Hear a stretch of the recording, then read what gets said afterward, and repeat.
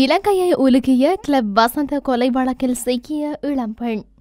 மின்சார கம்பியில் சிக்கி பற்றி எறிந்த பாரவூர்தி.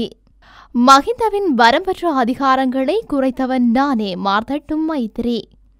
கோட்டாவின் மற்றுமொரு தோல்வி. வீணடிக்கப்பட்ட பல மில்லியன் ரூபாய்கள். அரசு ஊழியர்களின் சம்பள அதிகரிப்பு தொடர்பில் வெளியான மகிழ்ச்சி தகவல். காத்தான்குடியில் குண்டு தாக்குதல் இடம்பெற்ற வீட்டிற்கு அருகில் கைக்குண்டு மீட்பு. விபத்தை ஏற்படுத்தும் வீதியாக மாறிய யாழ் ஏனையின் வீதி. மக்களை குழப்பத்தில் ஆழ்த்தும் ரணில், குற்றம் சுமத்தும் அனுர. சுகாதார அமைச்சினால் உரிய நடவடிக்கை எடுக்கப்படாவிடின் நல்லூரில் உண்ணாவிரத போராட்டத்தை மேற்கொள்வோம் என சாவகச்சேரி வைத்தியசாலையின் முன்னாள் பதில் வைத்திய அத்தியட்சகர் ராமநாதன் அர்ச்சுனா தெரிவித்துள்ளார். இது தொடர்பில் அவர் மேலும் குறிப்பிடுகையில், எதிர்வரும் 25ஆம் தேதிக்கு முன் சாவகச்சேரி ஆதார வைத்தியசாலையில் குற்றம் சுமத்தப்பட்டுள்ள வைத்திய நிர்வாகிகள் குறித்த சுகாதார அமைச்சு உரிய நடவடிக்கை எடுக்க வேண்டும். இல்லையில் 25ஆம் தேதி காலை நல்லூரில் உண்ணாவிரத போராட்டமும் முன்னெடுக்கப்படும். இது மக்கள் போராட்டமாக மாறும். இது வரலாறாக மாறும். மேலும் இந்த போராட்டத்தில் தன்னையே அர்ப்பணித்து ஆகுதியாக மாறவும் தயார் என எச்சரிக்கை விடுத்துள்ளார். சாவகச்சேரி ஆதார வைத்தியசாலையில் உள்ள குறைபாடுகள் என வைத்தியர் அர்ச்சுனா முன்வைத்த குற்றச்சாட்டுகள் உட்பட 16 குற்றச்சாட்டுகள் தொடர்பில் தீர்க்கமான முடிவெடுக்க நடவடிக்கை எடுக்கப்படும் என கடத்தொழில் அமைச்சர் டக்ளஸ் தேவானந்தா தெரிவித்துள்ளார். சாவகச்சேரி ஆதார வைத்தியசாலையில் இன்று இடம்பெற்ற கலந்துரையாடலின் பின்னர் ஊடகங்களுக்கு கருத்து தெரிவிக்கையிலேயே அவர் மேற்கொண்டவாறு குறிப்பிட்டுள்ளார். இது தொடர்பில் அவர் மேலும் கூறுகையில், சாவகச்சேரி வைத்தியசாலை குறித்த குற்றச்சாட்டுகளில் உடனடி நிவர்த்தி செய்யக்கூடிய பிரச்சினைகள் நிவர்த்தி செய்ய வேண்டும். அதேவேளை நான் குறித்த துறை சார்ந்த அமைச்சர் இல்லை என்பதால் ஏனைய விடயங்கள் தொடர்பாக சுகாதாரத்துறை அமைச்சர் ரமேஷ் பத்ரன மற்றும் ஜனாதிபதி ரணில் விக்ரமசிங்க ஆகியோருடன் கலந்துரையாடி தீர்க்கமான ஒரு பதிலை வழங்குவோம் எனவும் கூறியுள்ளார். சாவகச்சேரி வைத்தியசாலைக்கு தான் செல்ல இருந்ததாகவும், ஆனால் அங்கு செல்ல வேண்டாம் என மருத்துவத்துறையினர் உயர் அதிகாரிகள் கூறியதாகவும் சுகாதார அமைச்சர் ரமேஷ் பத்ரன தெரிவித்துள்ளார். நாடாளுமன்ற உறுப்பினர் மனோ கணேசன் வெளியிட்ட முகநூல் பதிவில் மேற்கொண்ட விடயத்தை ரமேஷ் பத்ரன சுட்டிக்காட்டியதாக குறிப்பிட்டுள்ளார். சுகாதார அமைச்சர் ரமேஷ் பத்ரன யாழ்ப்பாணத்திற்கு விஜயம் செய்யவுள்ளார் என அறிந்ததும் நாடாளுமன்றத்தில் வைத்து அவரிடம் சாவகச்சேரி மருத்துவமனையில் ஏதோ பிரச்சனை இருப்பதாக பேசப்படுகின்றது, உங்கள் விஜயத்தின் போது அங்கு சென்று பாருங்கள் என கூறியிருந்தேன்.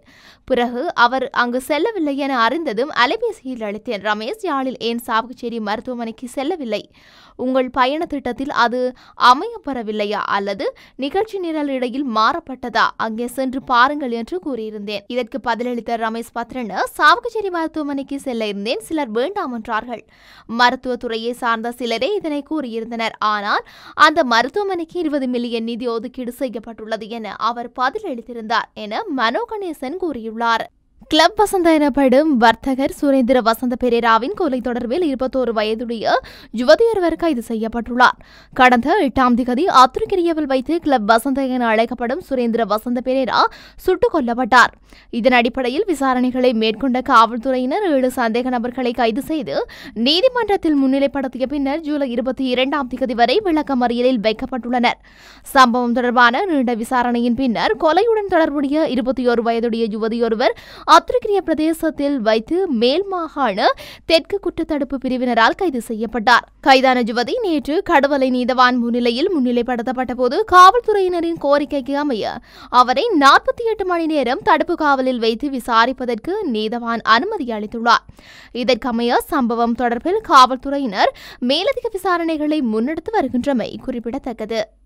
தென்னினார் ஏற்றிச் சென்ற பாரவூர்தி ஒன்று மின்சார கம்பியில் சிக்கி தீப்பிடித்ததில் பாரவூர்தியும் தென்னினார் கையிருப்பும் முற்றாக இருந்து நாசமாகியுள்ளதாக உடப்புவ காவல்துறையினர் தெரிவிக்கின்றனர். வெளிநாட்டிற்கு தென்னினார் ஏற்றுமதி செய்யும் பாரவூர்தி தொழிற்சாலை களஞ்சியசாலைக்கு கொண்டு சென்று கொண்டிருந்த போதே இந்த அனர்த்தம் நிகழ்ந்துள்ளது. தென்னினார் பாரவூர்தியின் உயரம் காரணமாக வீடொன்றுக்கு சென்ற மின்சார விநியோகத்தின் வயர் உடைந்து பாரவூர்தியின் மீது விழுந்ததில் தீப்பிடித்ததாக கூறப்படுகின்றது. மின்சார வயருடன் பாரவூர்தி வீதிக்கு வந்ததால் தீ முற்றாக பரவியுள்ளதாக தெரிவிக்கப்படுகின்றது. எனினும் பாரவூர்தியின் சாரதி உதவியாளரும் பாரவூர்தியிலிருந்து தப்பிச் சென்று அவர்களின் உயிரை காப்பாற்றியதாக கூறப்படுகின்றது. தீயினால் தென்னினார் இருப்பு மற்றும் பாரவூர்தி முற்றாக இருந்து நாசமானதுடன் 40 லட்சம் ரூபாய்க்கும் அதிகமான நஷ்டம் ஏற்பட்டுள்ளதாக தென்னினார் வியாபாரி தெரிவித்துள்ளார். தீ விபத்து ஏற்பட்டதும் அப்பகுதி மக்கள் தண்ணீரை பாய்ச்சி பாரவூர்தி மற்றும் தென்னினார் ஆகியவற்றை காப்பாற்ற முயன்றனர். ஆனால் அது தோல்வியில் முடிந்தது.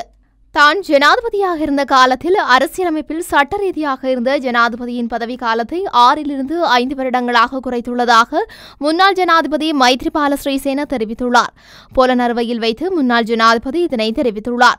இது தொடர்பில் முன்னாள் ஜனாதிபதி மைத்ரிபால சிறிசேன மேலும் கூறியதாவது, அரசியலமைப்பின் 19வது திருத்தம் பற்றி எனக்கு மட்டுமே சரியாக தெரியும். மஹிந்த ராஜபக்ச 18வது அரசியலமைப்பின் மூலம் வரம்பற்ற அதிகாரங்களை பெற்றிருந்த போது அந்த அதிகாரங்களை நான் குறைத்தேன். இந்த நேரத்தில் 19வது அரசியலமைப்பு பற்றி மட்டும் பேசக்கூடாது.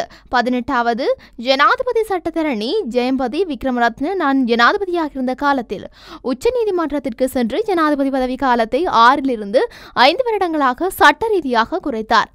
அரசியலமைப்பின் மூலம் ஒற்றையாட்சி அதிகாரத்துடன் ஜனாதிபதிக்கு வழங்கப்பட்ட அதிகாரம் 19வது அரசியலமைப்பு திருத்தத்தின் மூலம் நீக்கப்பட்டது. மைத்ரிபால சிறிசேனவுக்கு மட்டுமல்ல, இந்த நாட்டின் அனைத்து ஜனாதிபதிகளுக்கும் பொருந்தும் வகையில் இந்த சட்டம் மூலம் மாற்றப்பட்டது. உலகில் எந்த தலைவரும் செய்யாத வகையில் எனது அதிகாரத்தை விட்டுக் கொடுத்தேன் என மேலும் அவர் தெரிவித்தார். இலங்கையின் முன்னாள் ஜனாதிபதி கோட்டாவின் அரசியல் பழிவாங்கல் ஆணைக்குழுவின் நடவடிக்கை காரணமாக 84 மில்லியன் ரூபாய்கள் வீணடிக்கப்பட்டதாக தகவல்கள் வெளியாகியுள்ளன. கடந்த 2015ஆம் ஆண்டு ஜனவரி 8ஆம் தேதி முதல் 2019ஆம் ஆண்டு நவம்பர் 16ஆம் தேதி வரையில் அரசியல் பாதிப்பு குற்றச்சாட்டுகளை விசாரிப்பதற்கான விசாரணைகளை ஆணைக்குழுவுக்காக 84 மில்லியன் அரசு நிதி செலவிடப்பட்டுள்ளது. ஓய்வு பெற்ற உயர்நீதிமன்ற நீதியரசர் உபாலி அபேரத்ன தலைமையிலான மூவரடங்கிய ஆணையகம் 2020ஆம் ஆண்டு ஜனவரியில் அப்போதைய ஜனாதிபதி கோட்டபாய ராஜபக்சவினால் அமைக்கப்பட்டுள்ளது. இதனையடுத்து 2020ஆம் ஆண்டு முதல் 2021ஆம் ஆண்டு வரை ஆணையகத்தின் நடவடிக்கைகளுக்காக 84 மில்லியன் அரசு நிதி செலவிடப்பட்டுள்ளது. இந்த நிலையில் ஜனாதிபதி ரணில் விக்ரமசிங்க மற்றும் தேசிய மக்கள் சக்தியின் தலைவர் அனுரகுமார திசநாயக்க உள்ளிட்ட சிலர் தாக்கல் செய்த மனுக்களை அடுத்து சர்ச்சைக்குரிய ஆணைக்குழுவின் பரிந்துரைகள் மற்றும் கண்டுபிடிப்புகள் இந்த ஆண்டு மார்ச் மாதத்தில் மேன்முறையீட்டு நீதிமன்றத்தால் ரத்து செய்யப்பட்டுள்ளன. அனைத்து நிறைவேற்று அதிகாரமற்ற அரசு ஊழியர்களின் சம்பளத்தை அடுத்து மாதம் முதல் 5000 ரூபாவினால் அதிகரிப்பது தொடர்பில் ஜனாதிபதியின் கவனம் செலுத்தப்பட உள்ளதாக ஜனாதிபதி அலுவலக வட்டாரங்கள் தெரிவித்துள்ளன. இதன் அடிப்படையில் அண்மையில் அதிகரிக்கப்பட்ட 10,000 ரூபாய் கொடுப்பனவுடன் ஒவ்வொரு ஊழியருக்கும் 15,000 ரூபாய் கிடைக்கும் என தெரிவிக்கப்படுகின்றது. அரசு ஊழியர்களின் சம்பளத்தை மதிப்பாய்வு செய்யவும் அவர்களது சம்பளத்தை அடுத்த வருடம் முதல் திருத்துவதற்காகவும் முன்னாள் ஜனாதிபதி செயலாளர் உதய செனவரத்ன தலைமையில் குழு ஒன்று ஏற்கனவே நியமிக்கப்பட்டுள்ளது. இருப்பினும் ஜனாதிபதி தேர்தலுக்கு முன்னதாக இந்த வருடம் சம்பளத்தை அதிகரிக்க வேண்டும் என ஜனாதிபதி குழுவிடம் பரிந்துரைத்துள்ளதுடன் இந்த குழுவும் மற்றும் நீதியமைச்சும் இந்த பிரேரணைக்கு மறுப்பு தெரிவித்திருந்த போதிலும் ஜனாதிபதி தனது கருத்தை மாற்றிக்கொள்ளவில்லை. இதற்காக செலவிடும் தொகையை ஏதோ ஒரு வகையில் மக்களிடமிருந்து வசூலிக்க வேண்டும், இல்லையேல் அடுத்த 4 மாதங்களுக்கு அதை செலுத்துவதில் சிக்கல் ஏற்படும் என குழு சுட்டிக்காட்டியுள்ளது. மட்டக்களப்பு காத்தான்குடி பூனச்சி முனையில் குண்டு தாக்குதலுக்கு இலக்கான வீடு ஒன்று அருகில் உள்ள வீடு ஒன்றின் முன்னால் உள்ள வடிகான் பகுதியில் கைவிடப்பட்ட நிலையில் கைக்குண்டு ஒன்று மீட்கப்பட்டுள்ளது. குறித்த கைக்குண்டானது நேற்றிரவு மீட்கப்பட்டுள்ளதாக காத்தான்குடி போலீசார் தெரிவித்துள்ளனர். பூனச்சி முனையில் பச்சை வீட்டு திட்டம் என அழைக்கப்படும் முகைதீன் பள்ளி வீதியில் வீடு ஒன்றின் முன்னால் உள்ள வடிகான்களுக்கு அருகில் கைவிடப்பட்ட கைக்குண்டு ஒன்று கிடைப்பதை சம்பவ தினமாக நேற்றிரவு அவதானித்த பொதுமக்கள் போலீசாருக்கு அறிவித்துள்ளனர். இதனையடுத்து போலீசார் சம்பவ இடத்துக்கு சென்று கைவிடப்பட்டிருந்த கைக்குண்டை மீட்பதற்கு நீதிமன்ற அனுமதியை பெறுவதற்கான நடவடிக்கையினை முன்னெடுத்து வருவதுடன் விசேட அதிரடிப்படையின் குண்டு செயலிழக்கும் பிரிவினர் அழைக்கப்பட்டுள்ளனர். இது தொடர்பான மேலதிக விசாரணைகளை காத்தான்குடி போலீசார் மேற்கொண்டு வருகின்றனர். இதேவேளை இந்த கைக்குண்டு மீட்கப்பட்ட வீட்டிற்கு அருகில் வீட்டின் மீது கடந்த 15ஆம் தேதி திங்கட்கிழமை இரவு அடையாளம் தெரியாதோரால் தயாரிக்கப்பட்ட புதிய வகையான குண்டுவீச்சு தாக்குதல் மேற்கொள்ளப்பட்டுள்ளமையும் இங்கு குறிப்பிடத்தக்கது. யாழ்ப்பாணம் அரியாலை சந்தை ஏனையின் வீதியில் நீண்ட தூரத்துக்கு மண் கொட்டப்பட்டு காணப்படுவதால் பயணிகள் மிகுந்த சிரமத்தின் மத்தியிலும் பயத்தின் மத்தியிலும் பயணத்தை மேற்கொள்வதாக குற்றம் சுமத்தப்பட்டுள்ளது. இதுகுறித்து மேலும் தெரிய வருகையில் நேற்றிரவில் குறித்த வீதியில் மண் கொட்டப்பட்டுள்ளதாக கூறப்படுகின்றது.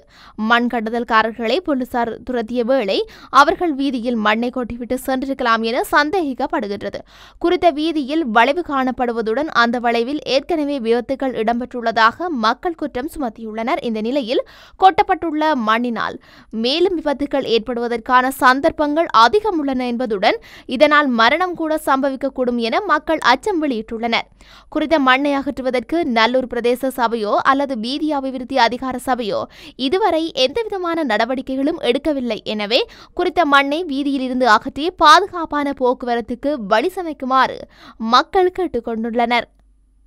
ஜனாதிபதி ரணில் விக்ரமசிங்க மக்கள் மத்தியில் குழப்பத்தை ஏற்படுத்துவதாக தேசிய மக்கள் சக்தியின் தலைவர் அனுரகுமார திசாநாயக்க குற்றம் சுமத்தியுள்ளார். ஜப்பானின் சுகுபாவில் இலங்கையர்களுடனான பொதுக்கூட்டத்தில் உரையாற்றிய போதே அவர் இவ்வாறு கூறியுள்ளார். அரசியலமைப்பின் உத்தேச 22வது திருத்தம் பொது வாக்கெடுப்பு மூலம் நிறைவேற்றப்பட வேண்டும் என்றால் அதற்காக 10 பில்லியன் ரூபாய் செலவிடப்பட வேண்டும். இந்த நிலையில் மக்கள் மத்தியில் குழப்பத்தை ஏற்படுத்தும் வகையில் ஜனாதிபதி ரணில் விக்ரமசிங்க இவ்வாறானதொரு திருத்தத்தை இந்த தருணத்தில் கொண்டுவர சதி செய்கின்றார் என்று அவர் தெரிவித்துள்ளார். ஜனாதிபதியின் பதவிக்காலம் தொடர்பான அரசியலமைப்பின் 83வது சரத்தில் 22வது திருத்தம் கொண்டுவரப்பட்டுள்ளதாக கூறியுள்ளார். எனினும் ஜனாதிபதியின் பதவிக்காலம் 5 ஆண்டுகள் என்பதை உயர்நீதிமன்றம் ஏற்கனவே அறிவித்துள்ளதாகவும் அவர் குறிப்பிட்டுள்ளார். இந்த சட்ட சூழ்நிலையில் 22வது திருத்தம் சர்வஜன வாக்கெடுப்பு மூலம் அங்கீகரிக்கப்பட வேண்டும் என்றால் அதற்காக 10 பில்லியன் ரூபாய்கள் செலவாகும். இருப்பினும் மக்கள் மத்தியில் குழப்பத்தை ஏற்படுத்துவதாக 10 பில்லியன் ரூபாயை செலவிடுவதற்கு கூட ஜனாதிபதி தயாராக உள்ளார். எனினும் 22வது திருத்தச் சட்டத்தை நிறைவேற்ற பல வாரங்கள் எடுக்கும் என்றும் குறிப்பிட்டுள்ள அவர் அதற்குள் ரணில் விக்ரமசிங்க தேர்தலில் தோற்கடிக்கப்பட்டு வீட்டுக்கு சென்று விடுவார் என்று அனுரகுமார குறிப்பிட்டுள்ளார். இன்று தாம் போட்டியிட வாய்ப்பு கிடைக்குமா என்ற குழப்பத்திலேயே ரணில் உள்ளார்.